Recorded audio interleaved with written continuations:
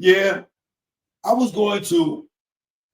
A follow-up question was working for or doing security for Death Row Records by this time for about a year and a half and having moonlit for, for years before that.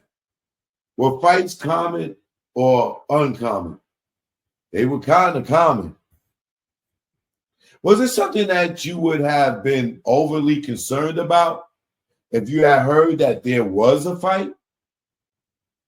If it would have been explained to me in the magnitude it was, yes.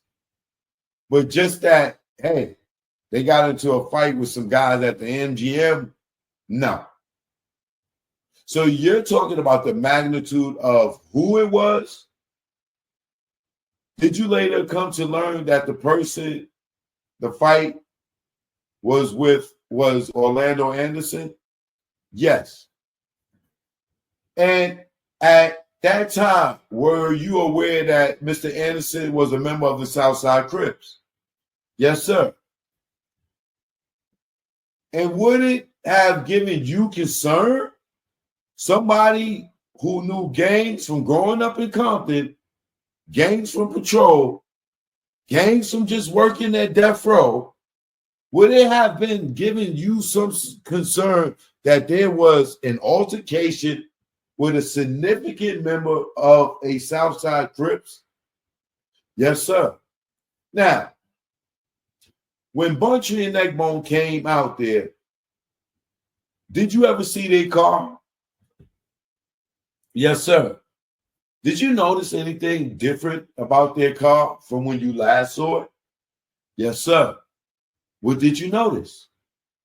That there was a bullet hole in the left fender of his black Toyota Supra. Now, Reggie, how would you notice that between the hours of 11 o'clock and midnight, if they came running in the club, you said you was in the club, they came in the club and told you what happened. Then you see the police cars shooting off and everything like that. When did you have time to see a bullet hole in their fucking car, nigga? How? When? You walked them back to their car outside of the club?